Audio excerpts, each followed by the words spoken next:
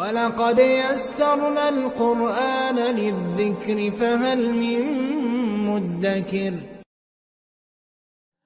اہل عرب کا ایک بڑا فصیح اور شاعر تھا لبید بن ربیہ، بزرگ تھا۔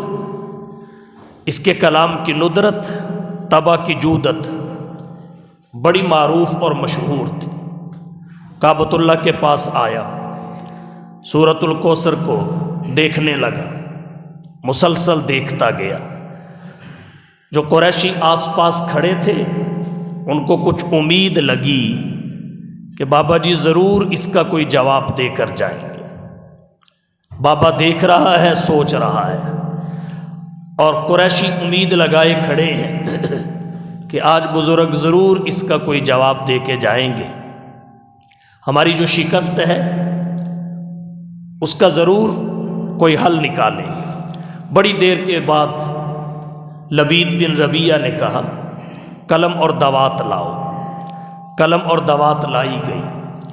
لبید بن ربیہ نے، صاحب فن تھا، سمجھتا تھا، جیسے موسیٰ علیہ السلام کے مقابلہ میں جو جادوگر آئے وہ صاحب فن تھے، سمجھتے تھے کہ انہوں نے جو رسیاں ڈالی وہ نظر سانپ آنے لگی، حقیقت میں رسی ہی رہی، ان کی حقیقت تبدیل نہیں ہوئی۔ حضرت موسیٰ نے جو عصا ڈالا وہ حقیقت میں اژدہا بن گیا، حقیقت میں بن گیا۔ تو صاحب فن تھے، سمجھ گئے، کہنے لگے آمنا برب موسیٰ و ہارون۔ تو یہ بھی صاحب فن تھا۔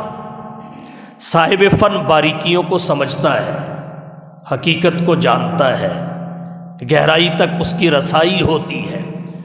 تو صاحب فن ہونے کی وجہ سے اس نے اپنے قلم سے اس کے آگے لکھ دیا واللہ ما ھذا قول البشر، اللہ کی قسم یہ انسان کا کلام نہیں ہے،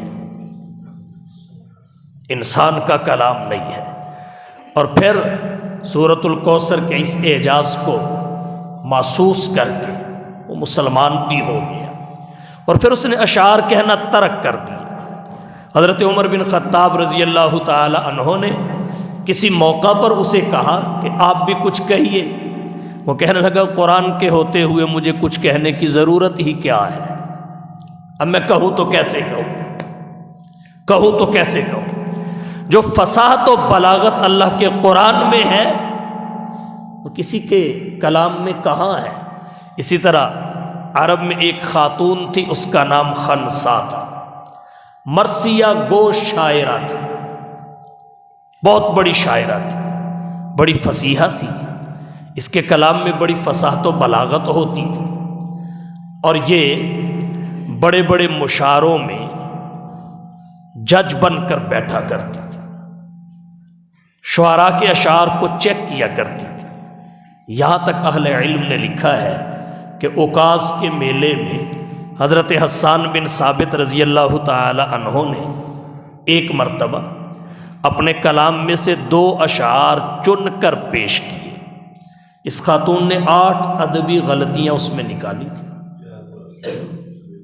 8 ادبی غلطیاں اس میں نکالی تھی۔ وہ اشعار بھی کتابوں میں موجود اور محفوظ ہیں، لیکن جب اس نے قرآن کریم سنا تو دنگ رہ گئی۔ قرآن کریم کی فصاحت و بلاغت اس قدر اس پہ کھلی، مسلمان بھی ہو گئی، اشعار کہنا بھی ترک کر